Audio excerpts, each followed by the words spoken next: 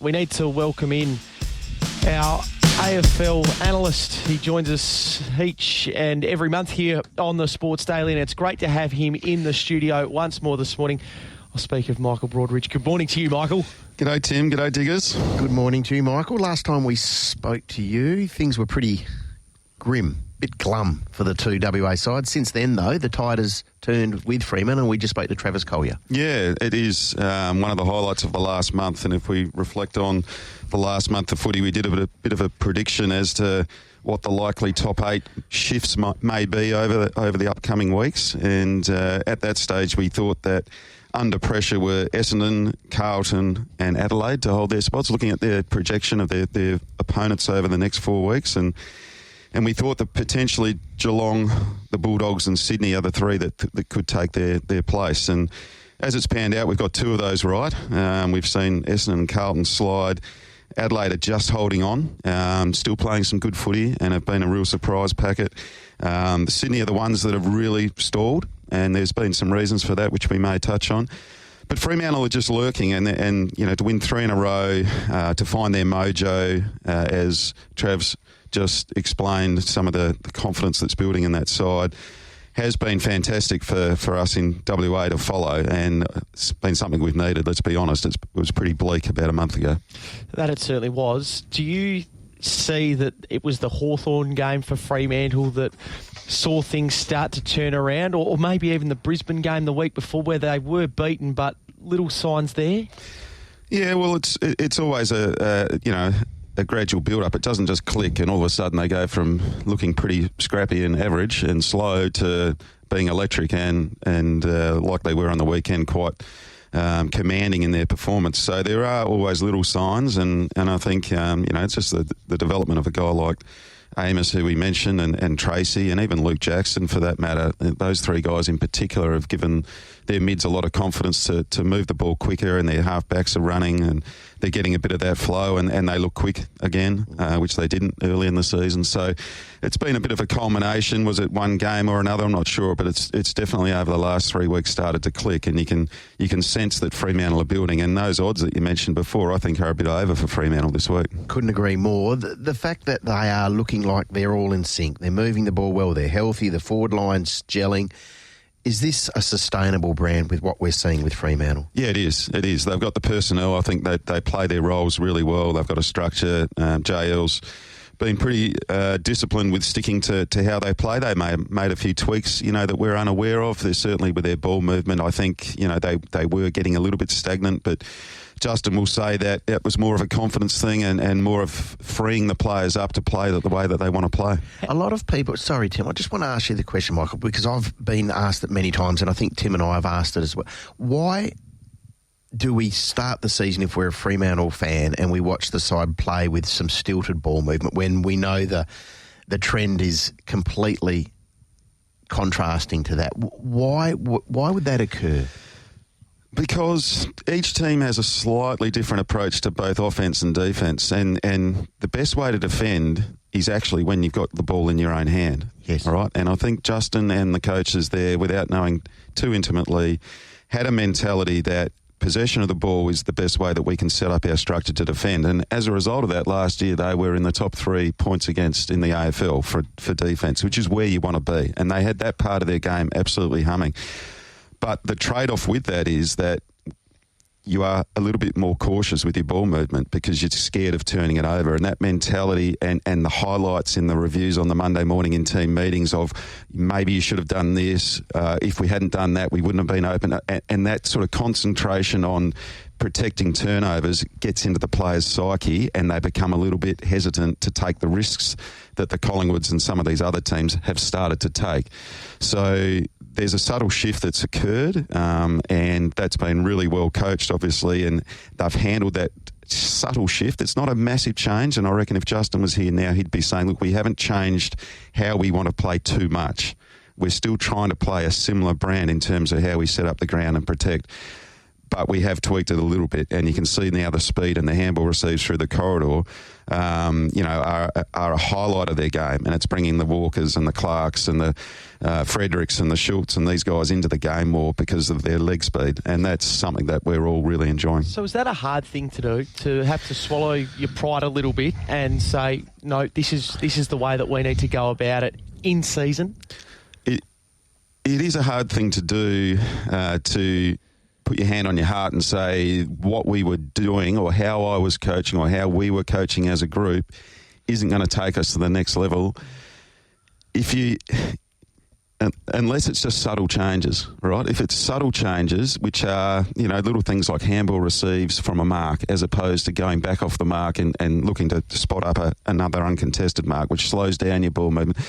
Little things like that are a lot easier, but if it's a radical shift, that is a hard thing to do as a coach because it undermines the confidence of the playing group in the direction that they're heading. Isn't it also, on the opposite side of that argument, isn't it also a mature approach from your coaches to say, yeah, okay, we've got this wrong. We want honesty and we want feedback in a football system and a football program. If the coach is willing to put his hand up and say, right, didn't work, we're going this way, the players would respond to that, wouldn't they? It's always a great thing as a leader and a coach to be totally vulnerable and own up when you think that you could do things better. That is always the right way to go.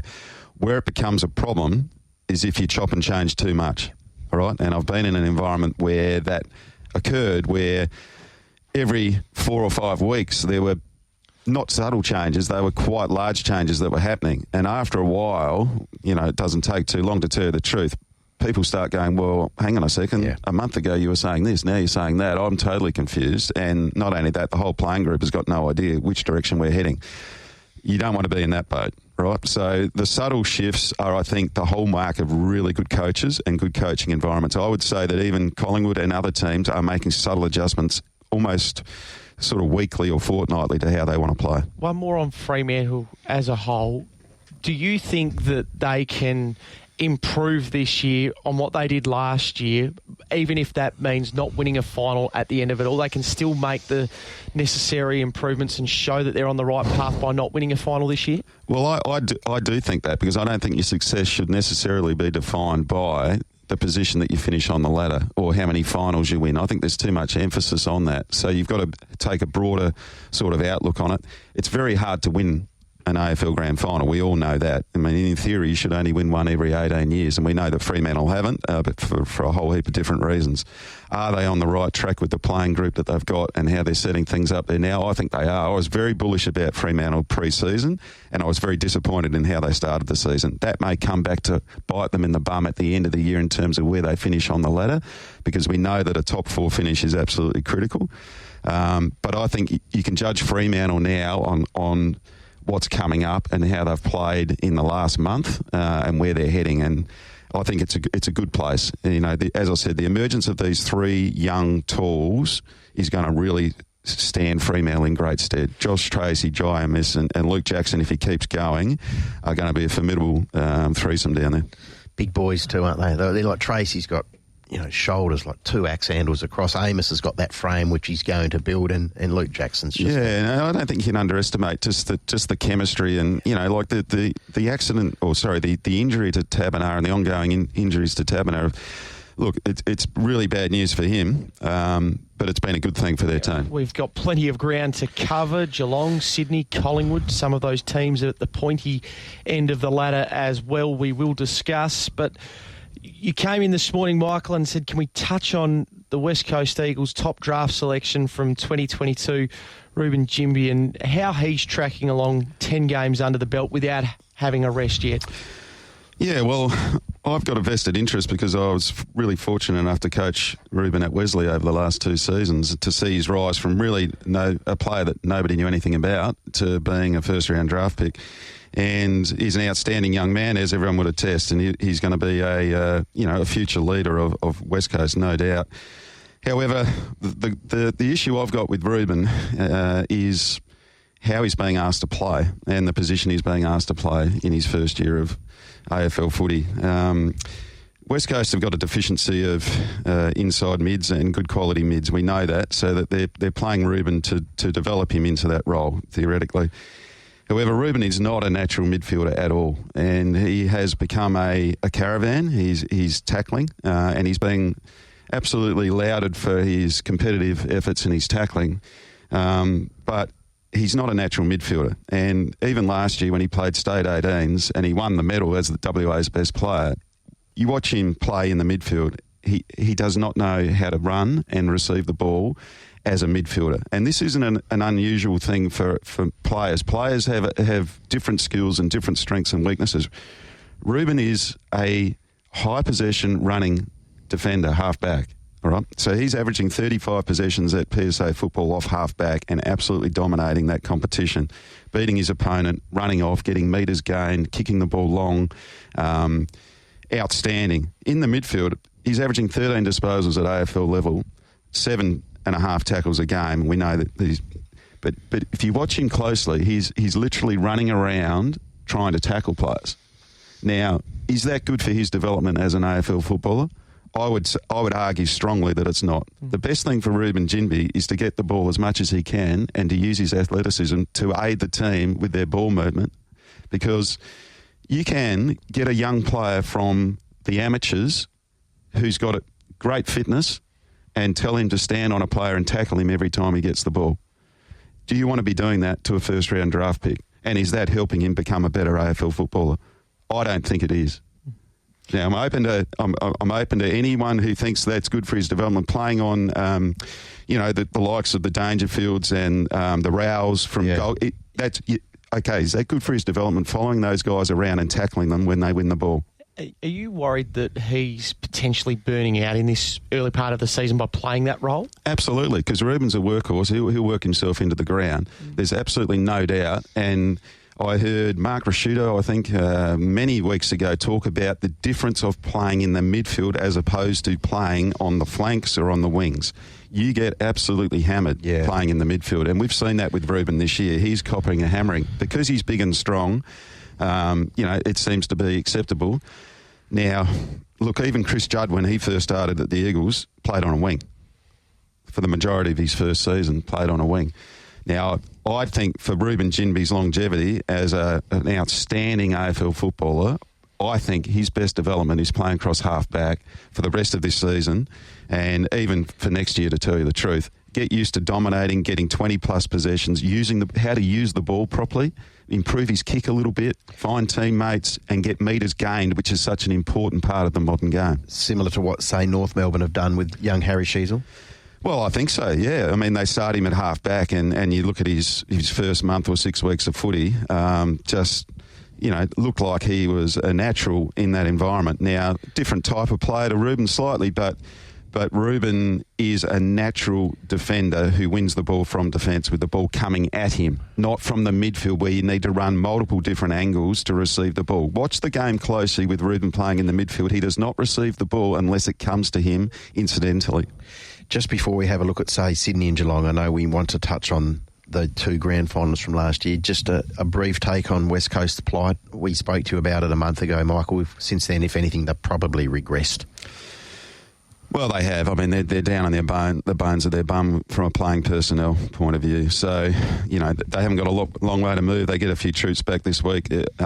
Look, they're in for... When they bottomed out in 2010, I was there. Yep. Right, I was coaching at West Coast in 2010, and I got moved on at the end of that season when they bottomed out. Right. Yep. It took them 8 years to get back and win a flag, which is an awesome effort. Given that you should only win one every 18 years if everything's equal, right? So West Coast have always been better than that, and they've always done things a lot quicker. But you look at that 2010 side. Mark Lacroix on TV on the weekend said that side would have beaten the current West Coast side by 10 goals. Do you agree? Yes, I do. You look at the players in that 2010 West Coast side. They had Lacroix, Natanui, Shepherd, Shuey, Maston, Prittis, Kennedy, Hearn, Schofield, Embley, Cox, Kerr and Adam Selwood. All right? Now, who on the current West Coast list goes anywhere near those guys? They had 6 first-round picks in that side in 2010. All right? And they had 2 rookies that they'd developed into outstanding players in Prittis and Cox. They don't have that at the moment. So we know things can turn quickly. You just outlined the fact that they finished bottom and then they won a flag within 8 seasons. What are West Coast fans looking at? How long is the pain now? I think it's 8 to 10 years. Before they become... Well, you're talking about winning a final. And before they become relevant, good enough to win a final, they've got to regenerate the list with top-end talent, and they've got to find some diamonds through great rookie selections. And that doesn't happen in 2 or 3 years because Reuben Ginbey and Elijah Hewitt and Chesser and these guys, they're going to take 4 to 5 years to be playing the sort of footy that is going to hold them in good stead. So they need to keep building with first-round picks. And an accumulation of picks, say a Harley Reid, if they do finish last, do you take Harley Reid or do you split? Do you get as many and do what, say, Hawthorn did at the back end of 01, 02? There's different schools of thoughts with that. I quite like the thought of splitting and getting 2 and getting multiple because there's no guarantee that Harley Reid will be the best player in the AFL. Even though everyone says he's the number 1 pick, there's been so many examples of number 1 picks that haven't been. Jack Watts, as an example. All right, Jack Watts was picked by Melbourne over Nick Naitanui in that draft. Now, Jack Watts wasn't the best player in that draft. So I like the idea of splitting, but you've got to be so diligent, you've got to be so clean with your decision-making and your recruiting, you've got to be so confident that you're getting the right players because it is a prize. It is to have that pick is a prize, and if you're going to split it, you've got to make good decisions.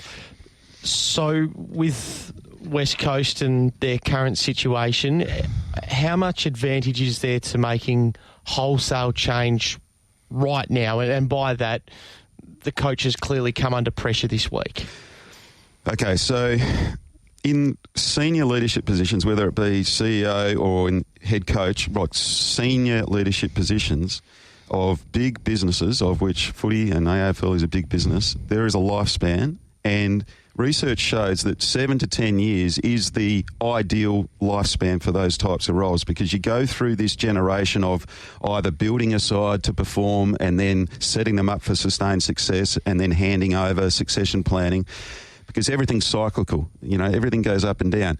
It's very rare that CEOs and head coaches last longer than that period of time. And we see with Hardwick, he lasted 13 years, right? They took a few years to get going under Hardwick, but they backed him in. And then you've seen in the last 7 or 8 years how successful they've been, right? But he's recognised that his time is up. It's time to move on, and I think you'll see Brendan Gale go as well, and they're going to start that sort of shuffle out at Richmond.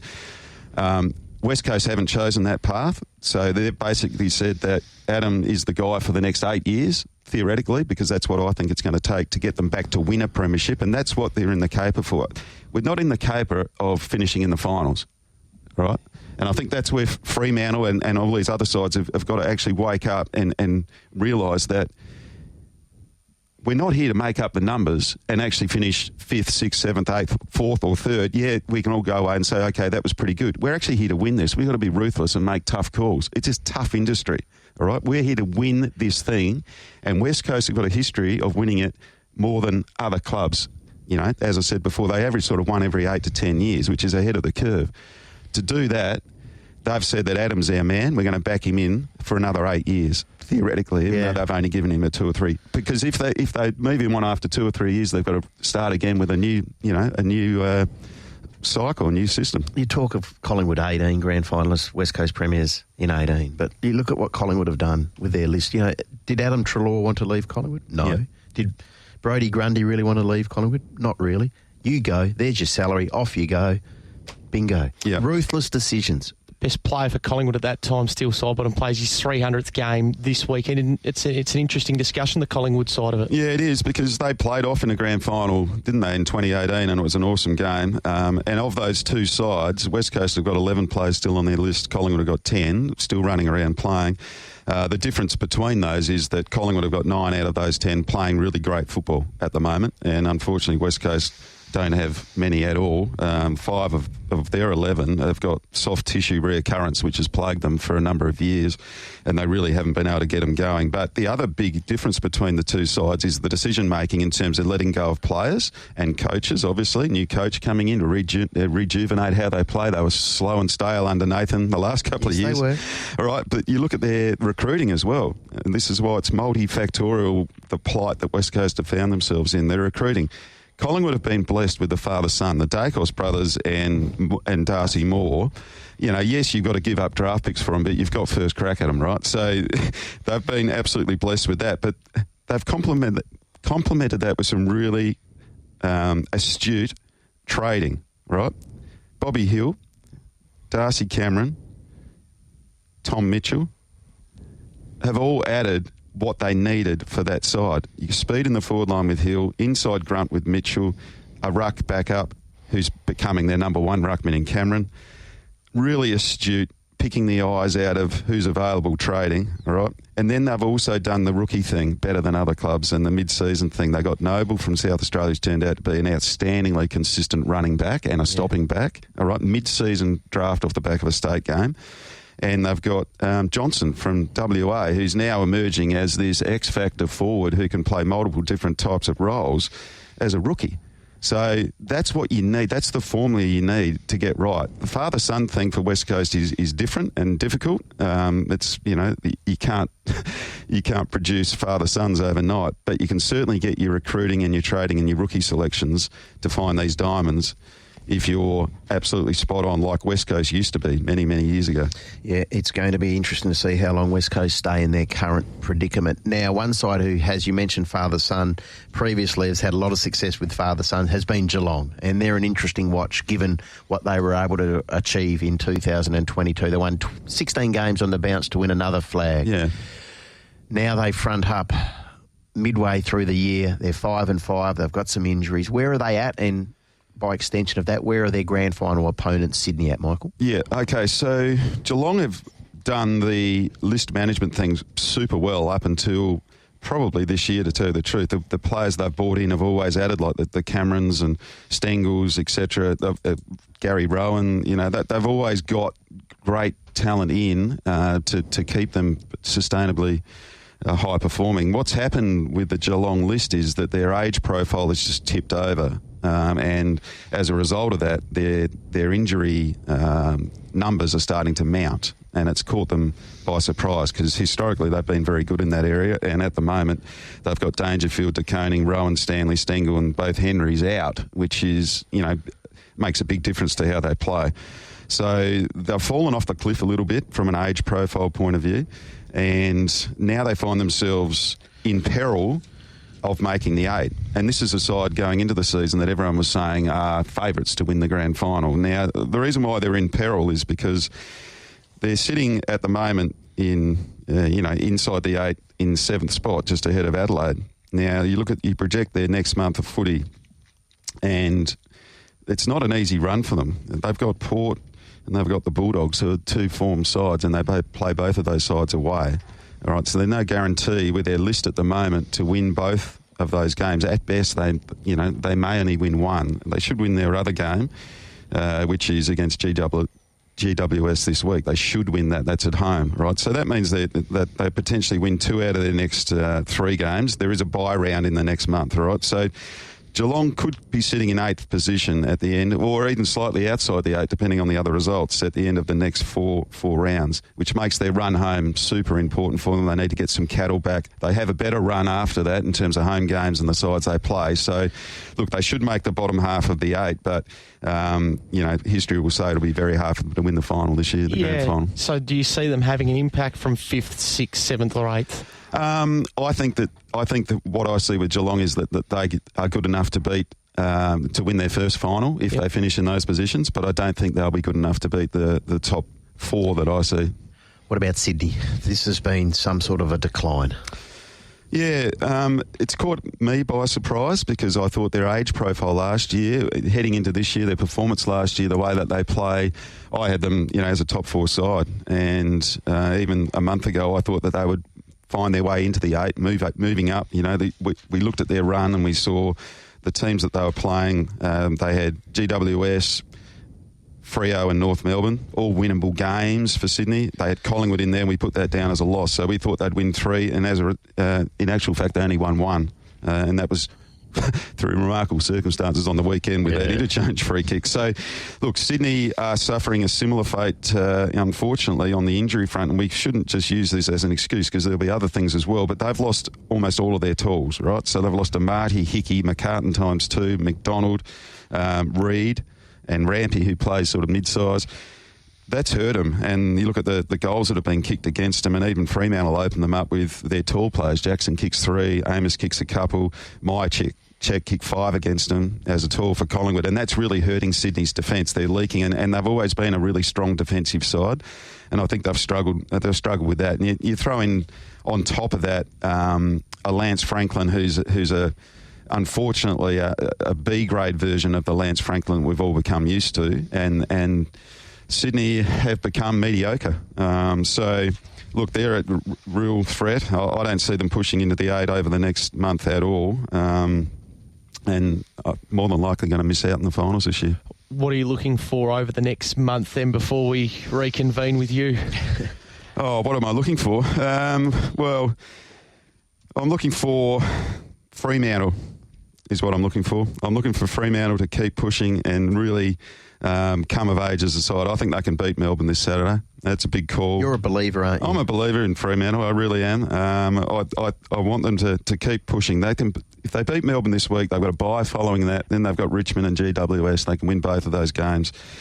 So, I'm looking for Fremantle to be inside the 8 in the next month. And it might only be an 8th spot, but they're coming from a way back, but I'm looking for them to start their charge. So that's what I'm really excited about. In terms of other movement in the top 8, I think the two sides to really watch the Bulldogs and Brisbane. Bulldogs have won 5 in a row, I believe. But Brisbane's improvement in defence and points against is quite remarkable. And that was their Achilles heel last year. Very much a downhill skiing side last year, and that's what cost them ultimately. Over the last month, they have decreased their score against by 22 points average per game. So they're down at 77 points average score against Brisbane. So they're doing something defensively which is going to hold them in great stead to push Collingwood and Melbourne and the like this year. And we're seeing a similar sort of profile with the Bulldogs. They're defending particularly well. The addition of Liam Jones is working. Normally we don't associate defence and the Bulldogs in the same sentence. No, you're spot on, Diggers, because they've improved their defensive profile by 8 points, a bit over a goal over the last month, which might sound only a little bit, but those margins are massive in football, right? So the teams that have improved their defensive profile over the last month are Collingwood, the Bulldogs and Brisbane of those top sort of echelons of sides. So look out Brisbane and the Bulldogs. I watch on them. Collingwood, we know, are just playing outstanding footy. The thing with Collingwood is how do they time their runs so that they're playing this well at the end? It's very rare that a team can play at this level for 22-plus finals. It's very rare. So they need to do something, and they'll be all over it, to make sure that they periodise their training or that they modify their workload or they get them fresh for when it counts at the end of the year, because it's very hard to sustain their level of intensity for the whole season. Plenty of text messages coming through for Michael Broadbridge, including a number around the state game on Friday afternoon, which finished just prior to the Port Adelaide-Melbourne game. The Sandford beating WA for a 4th straight time by 13 points. Your takeaways from it? Well, I think they, in the end, were lucky to get as close as they did. South Australia missed a lot of goals, and the couple of things I want to talk about. It's a good litmus test for the health of WA football, and that's why these games are so important. And good on the Footy Commission and the South Australian Footy League for continuing the tradition of state football. I think it's outstanding, and it also gives the waffle players something to aspire to, so it's a great thing. However, WA have got to get fair dinkum about what their intentions are with this game in terms of selection. Now, I coached the state side for 3 years, right? And there was a bit of a sentiment coming to me towards the end of my tenure regarding if you've got an age player that is 21 or 27 and they're line ball for selection, choose the young player because, it's a good opportunity for them to get drafted. And that was a sentiment at the time. I'd like to know what is the direction in terms of selection for the WA state side for this game. What is the Footy Commission's intent? Now, they have said they are picking the best players for this game. That's what the message that I've got. So therefore, age should not be a factor, all right? You should be picking the best players. Now, there's one player who has been completely shafted in the waffle in the last 2 years, and that's Jai Bolton from Claremont. Yep. Right? It is a disgrace what they've done with Jai Bolton from a selection point of view for that side. I feel so sorry for the guy. All right? He's a dual Sandover medalist.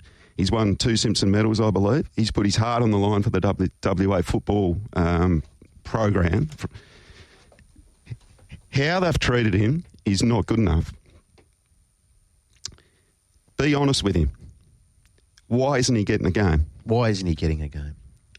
I think there's a personality clash between him and the coach or him and the footy commission. Yep. But they won't be honest and say that. They'll say that he is playing halfback for Claremont and we don't need any halfback. He's not in the best 3 halfback flankers. Or they'll say he's not in the best clearance players in the competition. Bollocks. Absolute bollocks. Be honest with the guy and give him some honest feedback, because I know that hasn't happened. It's upsetting you, isn't it? It is upsetting me because I know Jai. I recruited him to Claremont. I went over to Melbourne and got him to Claremont. So I know him. I know a lot about Jai. Transparency is a massive thing in leadership. Be transparent. You can't crap on and lie to people. Their bullshit detectors are too high. Be transparent, all right? Tell him the truth. He deserves it. Pick the best players, or come out and say it's a development game and we're going to pick, young kids, and everyone will live with that. Yep. Just be honest. And I think if you get that right, WA are a chance of winning these games, not losing them like we have in the last 3 or 4 years. And it's something that we do want to see. We want to see the Black Ducks back winning, the Black Swans back winning going forward. Thank you for coming in this morning. We do appreciate it. We will catch up with you again in a month from now. Cheers.